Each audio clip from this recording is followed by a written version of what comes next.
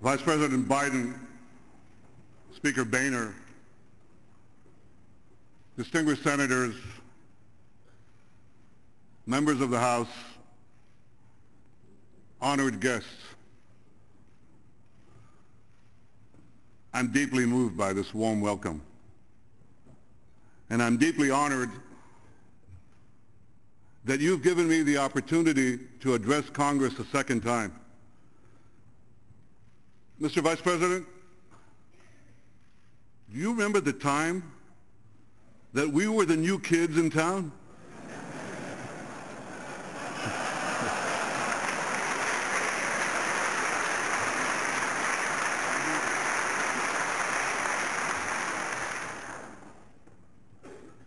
And I do see a lot of old friends here. And I see a lot of new friends of Israel here as well. Democrats and Republicans alike.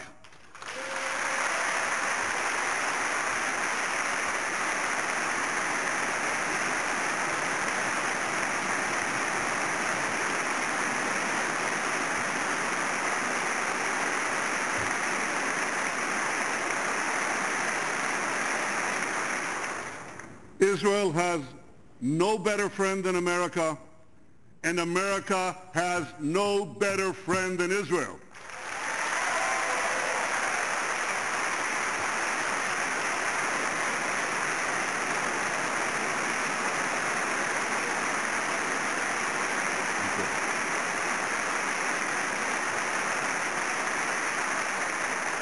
We stand together to defend democracy. We stand together to advance peace.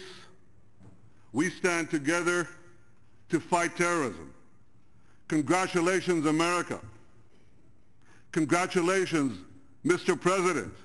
You got bin Laden. Good riddance.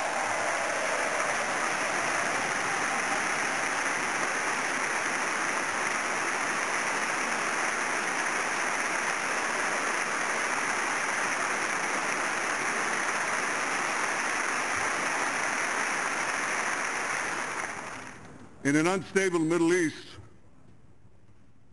Israel is the one anchor of stability. In a region of shifting alliances, Israel is America's unwavering ally. Israel has always been pro-American. Israel will always be pro-American.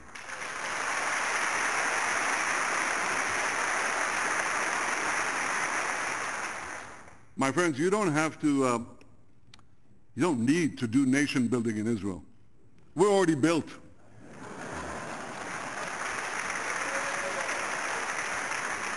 You don't need to export democracy to Israel. We've already got it. And you don't need to send American troops to Israel. We defend ourselves.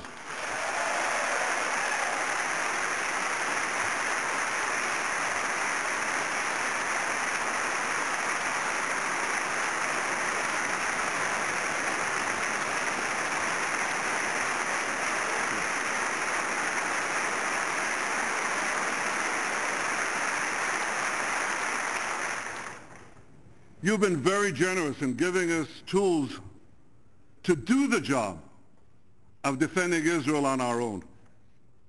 Thank you all, and thank you, President Obama, for your steadfast commitment to Israel's security. I know economic times are tough. I deeply appreciate this.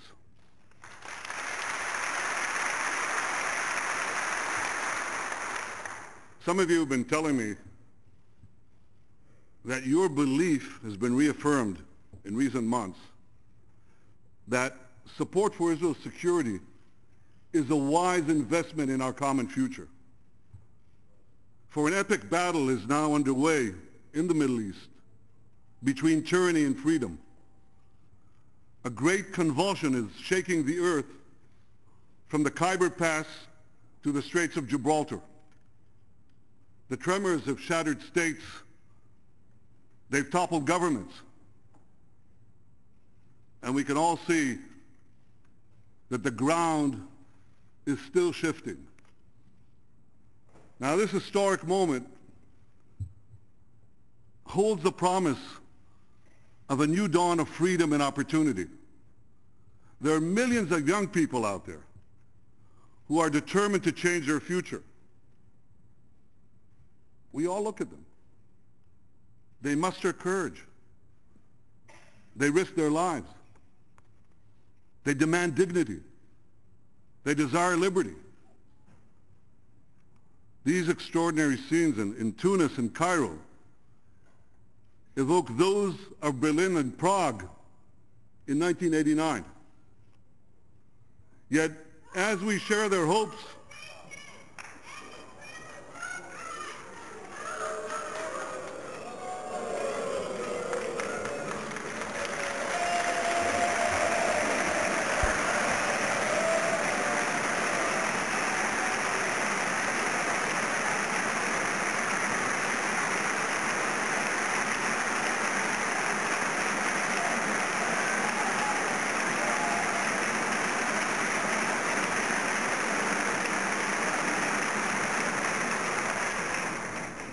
you know, I take it as a badge of honor, and so should you, that in our free societies you can have protests. You can't have these protests in the farcical parliaments in Tehran or in Tripoli. This is real democracy.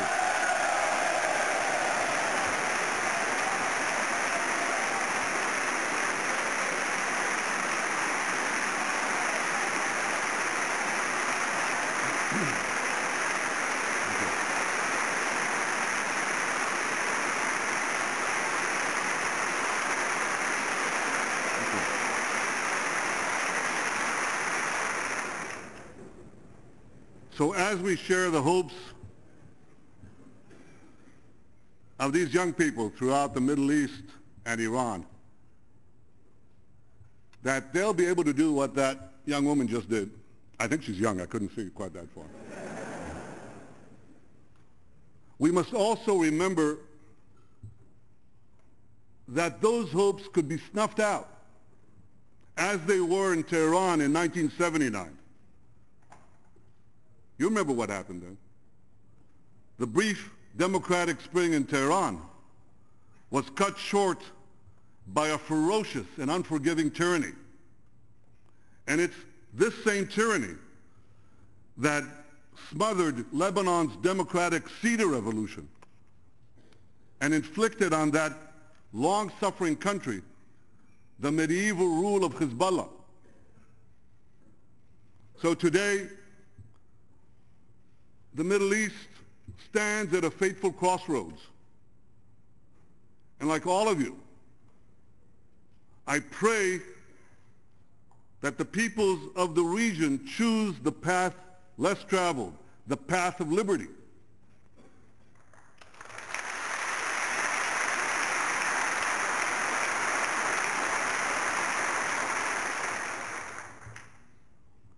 No one knows what this path consists of better than you. Nobody. This path of liberty is not paved by elections alone. It's paved when governments permit protests in town squares, when limits are placed on the powers of rulers, when judges are beholden to laws and not men, and when human rights cannot be crushed by tribal loyalties or mob rule. Israel has always embraced this path in a Middle East that has long rejected it. In a region where women are stoned, gays are hanged, Christians are persecuted, Israel stands out. It is different. And this was seen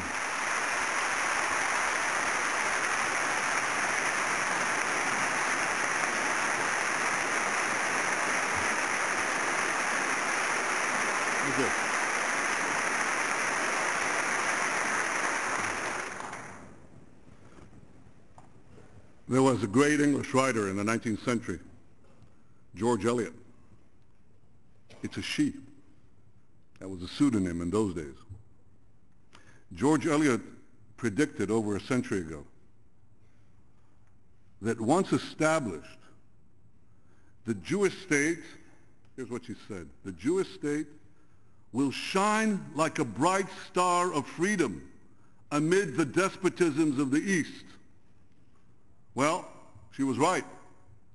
We have a free press, independent courts, an open economy, rambunctious parliamentary debates. Now don't laugh. You see, you think you're tough on one another here in Congress? Come spend a day in the Knesset. Be my guest.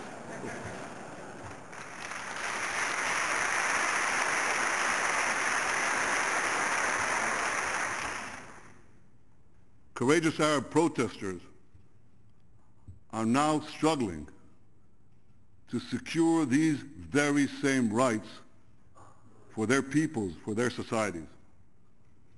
We're proud in Israel that over 1 million Arab citizens of Israel have been enjoying these rights for decades.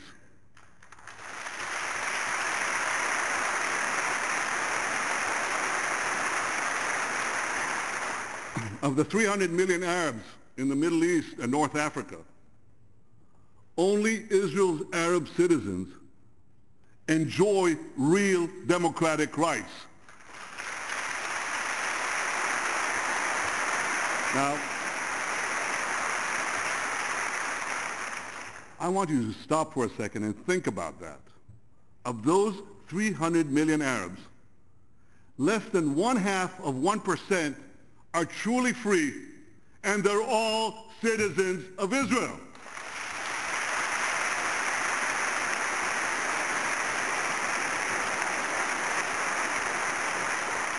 This startling fact reveals a basic truth. Israel is not what is wrong about the Middle East. Israel is what is right about the Middle East.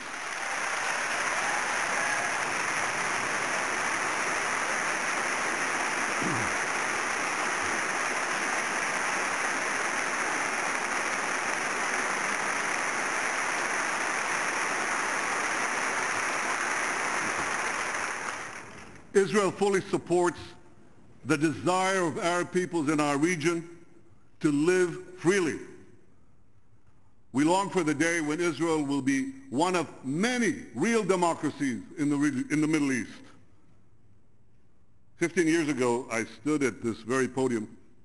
By the way, it hasn't changed. I stood here and I said that democracy must start to take root in the Arab world. Well, it's begun to take root. And this beginning holds the promise of a brilliant future of peace and prosperity. Because I believe that a Middle East that is genuinely democratic will be a Middle East truly at peace. But while we hope for the best, and while we work for the best, we must also recognize that powerful forces oppose this future. They oppose modernity. They oppose democracy. They oppose peace. Foremost among these forces is Iran. The tyranny in Tehran brutalizes its own people. It supports attacks against American troops in Afghanistan and in Iraq. It subjugates Lebanon and Gaza. It sponsors terror worldwide. When I last stood here, I spoke of the consequences of Iran developing nuclear weapons. Now time is running out. The hinge of history may soon turn. For the greatest danger of all could soon be upon us. A militant Islamic regime armed with nuclear weapons. Militant Islam threatens the world. It threatens Islam. Now, I have no doubt, I'm absolutely convinced, that it will ultimately be defeated. I believe it will eventually succumb to the forces of freedom and progress. It depends on cloistering young minds for a given amount of years. And the process of opening up information will ultimately defeat this movement. But like other fanaticisms that were doomed to fail, militant Islam could exact an horrific price from all of us before its eventual demise. A nuclear-armed Iran would ignite a nuclear arms race in the Middle East. It would give terrorists a nuclear umbrella. It would make the nightmare of nuclear terrorism a clear and present danger throughout the world. I want you to understand what this means, because if we don't stop it, it's coming. They could put a bomb anywhere. They could put it in a missile. They're working on missiles that could reach this city. They could put it on a ship inside a container, could reach every port. They could eventually put it in a suitcase or in a subway. Now, the threat to my country cannot be overstated. Those who dismiss it are sticking their heads in the sand. Less than 7 decades after 6 million Jews were murdered, Iran's leaders deny the Holocaust of the Jewish people while calling for the annihilation of the Jewish state. Leaders who spew such venom should be banned from every respectable forum on the planet.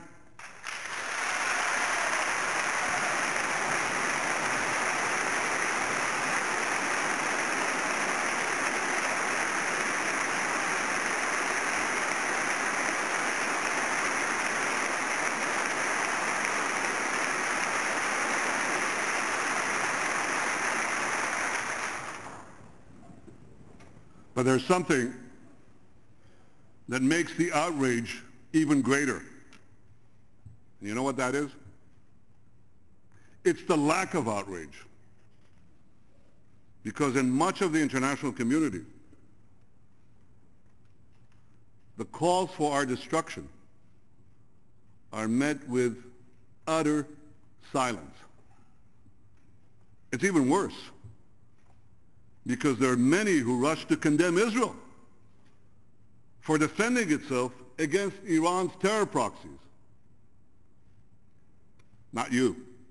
Not America.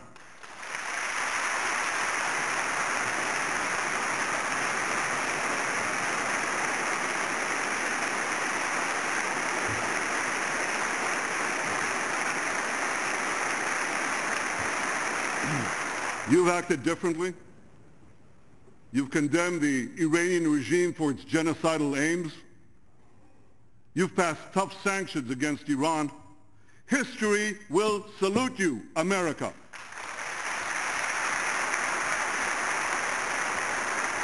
President Obama has said that the United States is determined to prevent Iran from developing nuclear weapons. The President successfully led the Security Council at the UN to adopt sanctions against Iran. You and Congress passed even tougher sanctions. Now, these words and deeds are vitally important. Yet the Ayatollah regime briefly suspended its nuclear weapons program only once, in 2003, when it feared the possibility of military action. And that same year, Muammar Gaddafi gave up his nuclear weapons program, and for the same reason. The more Iran believes that all options are on the table, the less the chance of confrontation.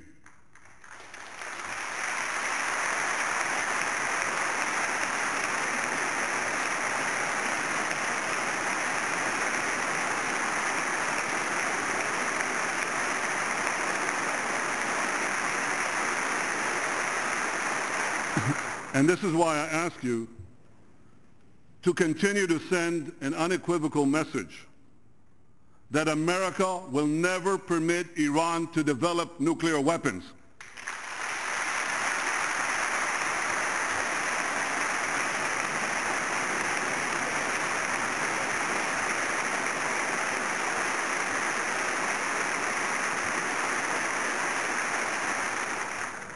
Now, as for Israel, if history has taught the Jewish people anything, it is that we must take calls for our destruction seriously. We are a nation that rose from the ashes of the Holocaust. When we say never again, we mean never again.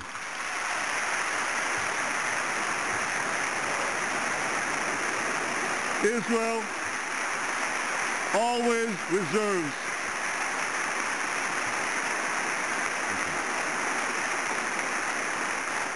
always reserves the right to defend itself.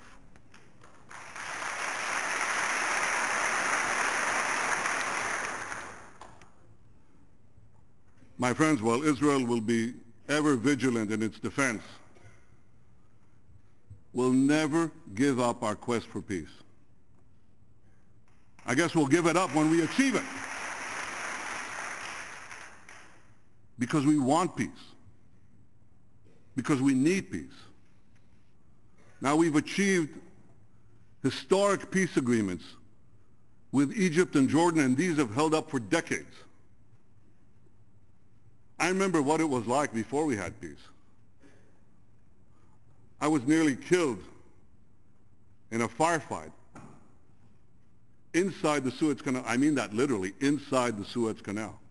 And I was going down to the bottom with a 40-pound ammunition pack on my back, and somebody reached out to grab me, and they're still looking for the guy who did such a stupid thing.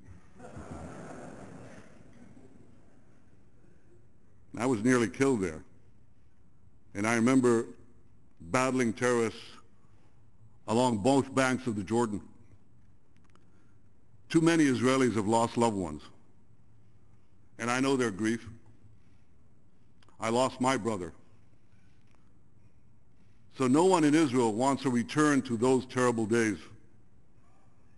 The peace with Egypt and Jordan has long served as an anchor of stability and peace in the heart of the Middle East. And this peace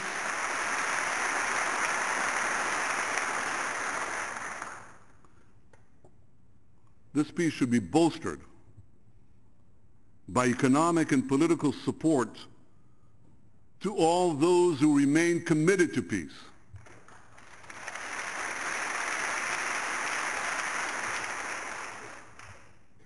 The peace agreements between Israel and Egypt and Israel and Jordan are vital, but they're not enough.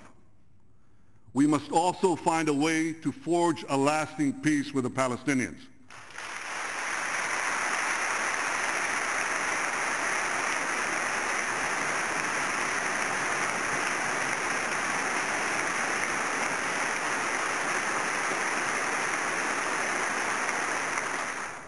Two years ago, I publicly committed to a solution of two states for two peoples, a Palestinian state alongside a Jewish state.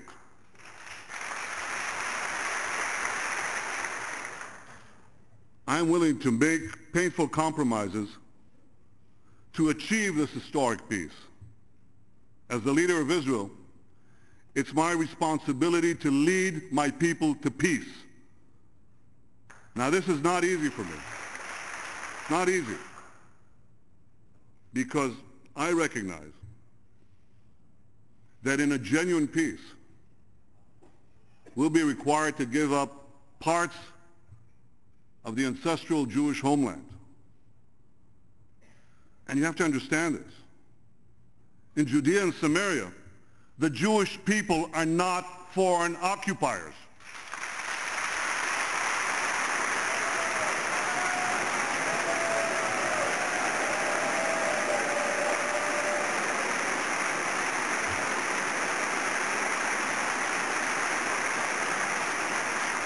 We're not the British in India. We're not the Belgians in the Congo.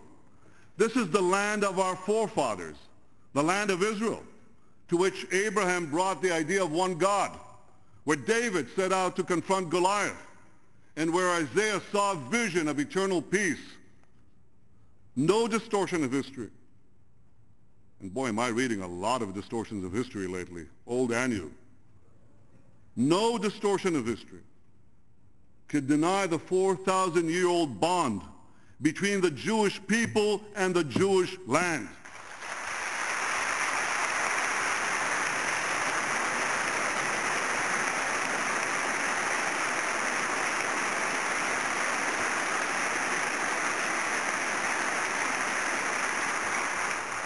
But there is another truth.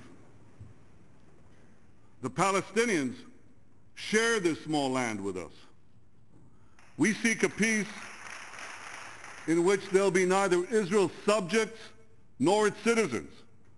They should enjoy a national life of dignity as a free, viable, and independent people living in their own state.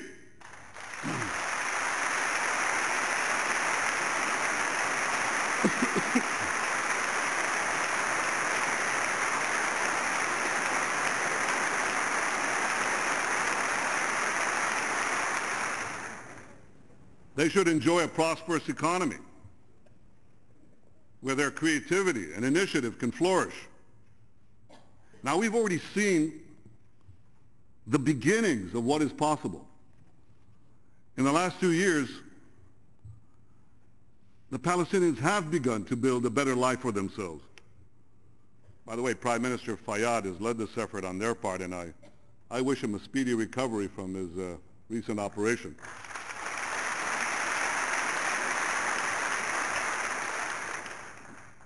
We've helped on our side. We've helped the Palestinian economic growth by removing hundreds of barriers and roadblocks to the free flow of goods and people. And the results have been nothing short of remarkable.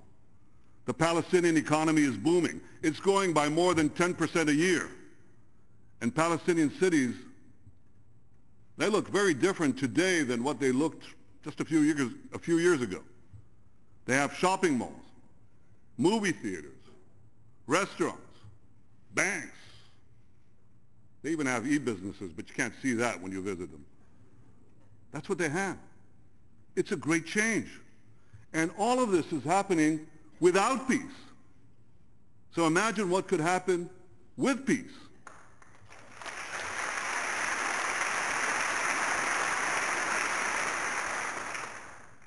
Peace would herald a new day for both our peoples, and it could also make the dream of a broader Arab-Israeli peace a realistic possibility. So now here's the question. You've got to ask it. If the benefits of peace with the Palestinians are so clear, why has peace eluded us? Because all 6 Israeli prime ministers, since the signing of the Oslo Accords, agreed to establish a Palestinian state, myself included. So why has peace not been achieved? Because so far, the Palestinians have been unwilling to accept a Palestinian state if it meant accepting a Jewish state alongside it.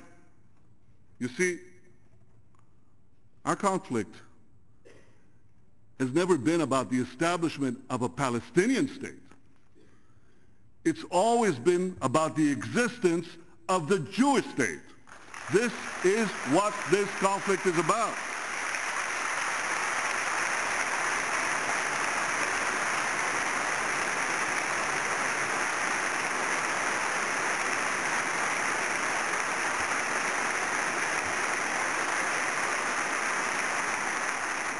In 1947, the UN voted to partition the land into a Jewish state and an Arab state. The Jews said yes, the Palestinians said no. In recent years, the Palestinians twice refused generous offers by Israeli prime ministers to establish a Palestinian state on virtually all the territory won by Israel in the Six-Day War. They were simply unwilling to end the conflict. And I regret to say this. They continue to educate their children to hate. They continue to name public squares after terrorists. And worst of all, they continue to perpetuate the fantasy that Israel will one day be flooded by the descendants of Palestinian refugees. My friends, this must come to an end.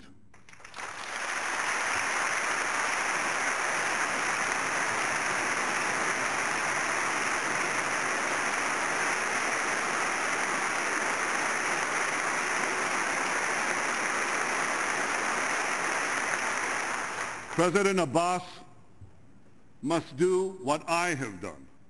I stood before my people, and I told you it wasn't easy for me. I stood before my people and I said, I will accept a Palestinian state. It's time for President Abbas to stand before his people and say, I will accept a Jewish state.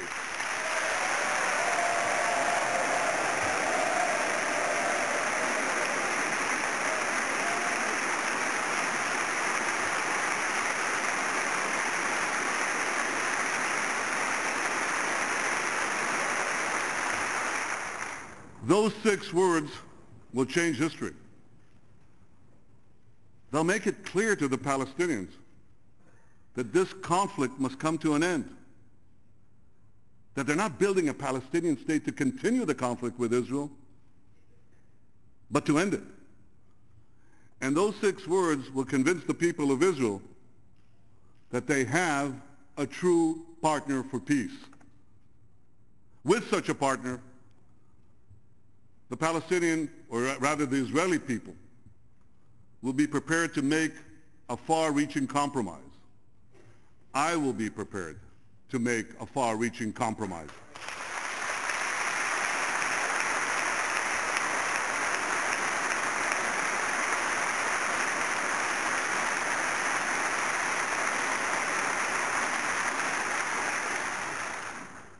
This compromise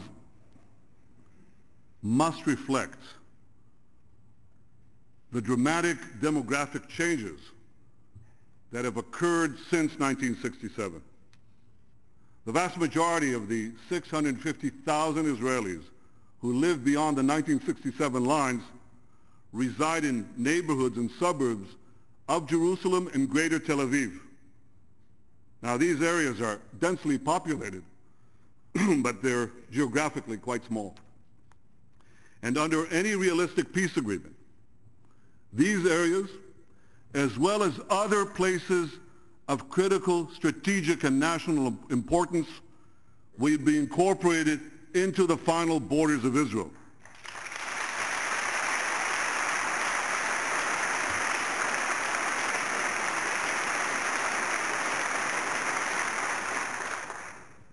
The status of the settlements will be decided only in negotiations. But we must also be honest. So I'm saying today something that should be said publicly by all those who are serious about peace. In any real peace agreement, in any peace agreement that ends the conflict, some settlements will end up beyond Israel's borders. Now, the precise delineation of those borders must be negotiated.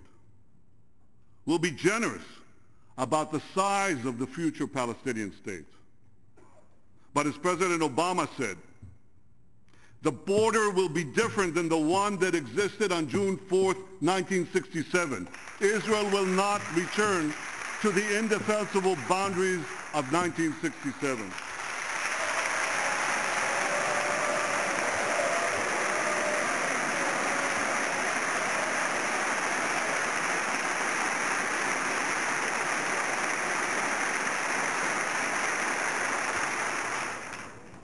So I want to be very clear on this point.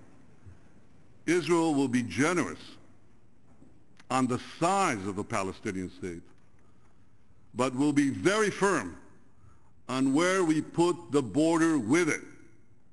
This is an important principle. Shouldn't be lost. We recognize that a Palestinian state must be big enough to be viable, to be independent, to be prosperous. All of you, and the President too, have referred to Israel as the homeland of the Jewish people, just as you've been talking about a future Palestinian state is the homeland of the Palestinian people. Well, Jews from around the world have a right to immigrate to the one and only Jewish state. And Palestinians from around the world should have a right to immigrate, if they so choose, to a Palestinian state. And here's what this means.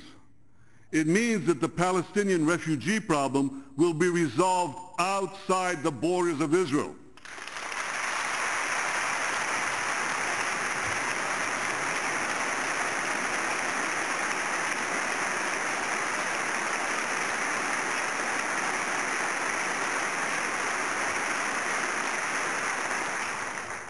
You know, everybody knows this. It's time to say it. It's important. And as for Jerusalem, only a democratic Israel has protected the freedom of worship for all faiths in the city.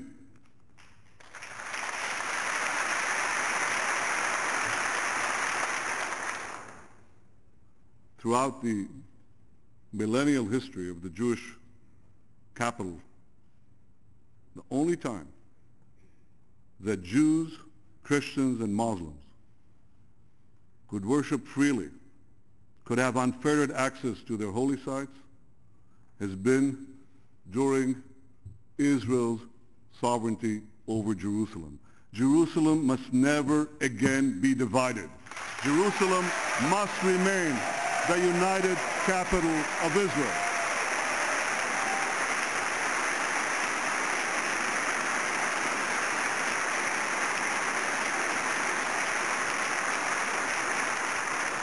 I know this is a difficult issue for Palestinians, but I believe that with creativity and with goodwill, a solution can be found. So this is the peace I plan to forge with a Palestinian partner committed to peace.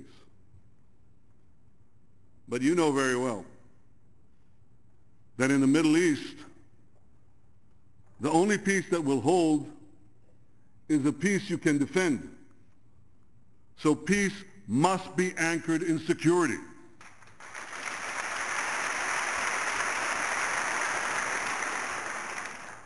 In recent years, Israel withdrew from South Lebanon and from Gaza. We thought we'd get peace. That's not what we got. We got 12,000 rockets fired from those areas on our cities, on our children, by Hezbollah and Hamas.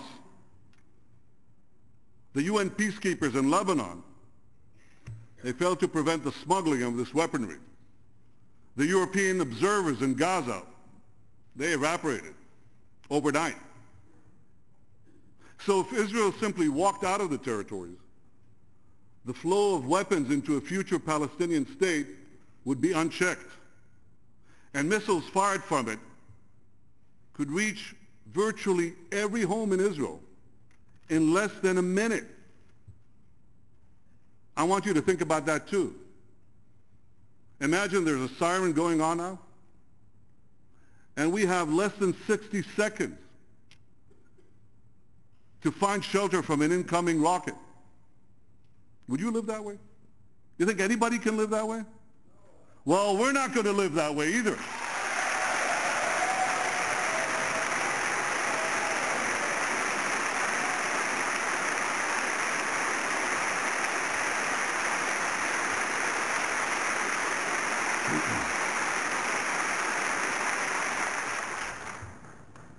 The truth is that Israel needs unique security arrangements because of its unique size.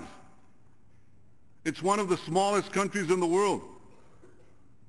Mr. Vice President, I'll grant you this. It's bigger than Delaware. It's even bigger than Rhode Island, but that's about it. Israel on the 1967 lines would be half the width of the Washington Beltway. Now here's a bit of nostalgia. I came to Washington 30 years ago as a young diplomat. It took me a while, but I finally figured it out. There is an America beyond the Beltway.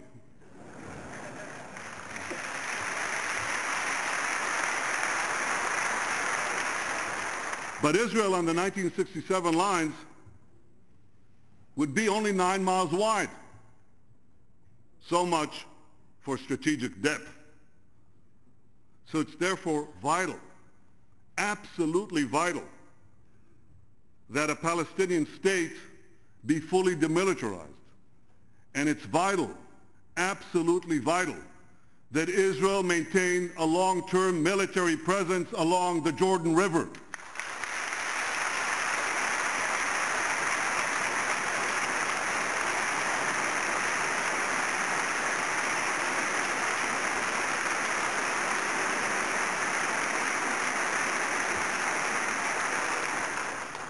Solid security arrangements on the ground are necessary not only to protect the peace,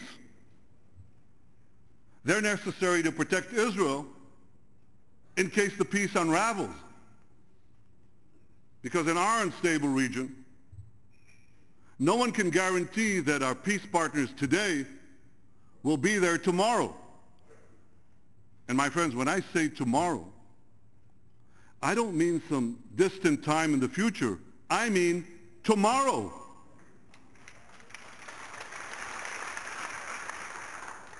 Peace can only be achieved around the negotiating table.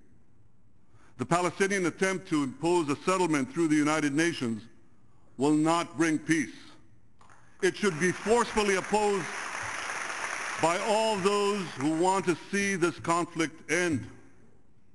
I appreciate the President's clear position on this issue. Peace cannot be imposed. It must be negotiated.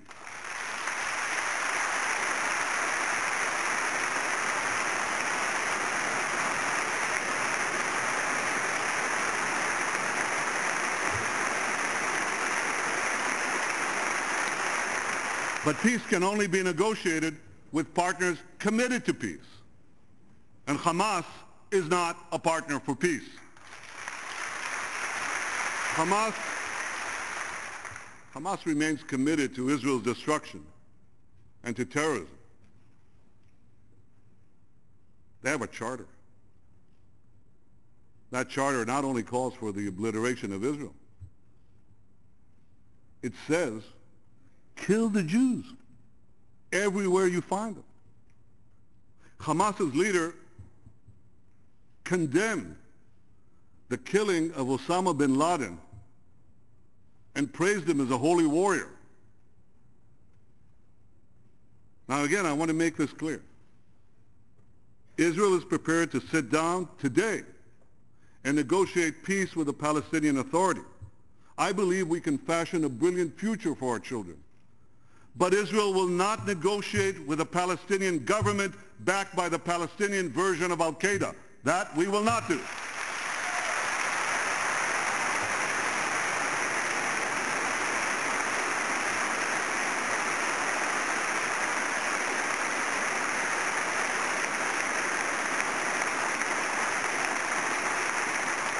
So I say to President Abbas, tear up your pact with Hamas. Sit down and negotiate. Make peace with a Jewish state.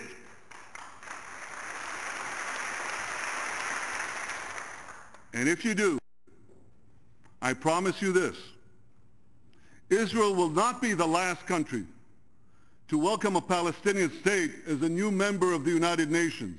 It will be the first to do so.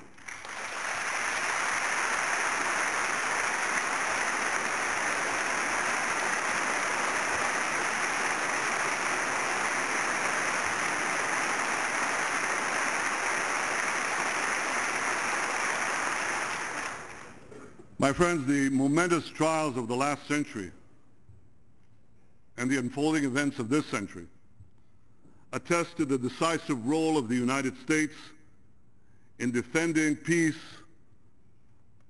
and advancing freedom. Providence entrusted the United States to be the guardian of liberty. All people who cherish freedom owe a profound debt of gratitude to your great nation. Among the most grateful nations is my nation, the people of Israel, who have fought for their liberty and survival against impossible odds in ancient and modern times alike. I speak on behalf of the Jewish people and the Jewish state when I say to you, representatives of America, thank you. Thank you. Thank you for your unwavering support for Israel. Thank you for ensuring that the flame of freedom burns bright throughout the world. May God bless all of you, and may God forever bless the United States of America.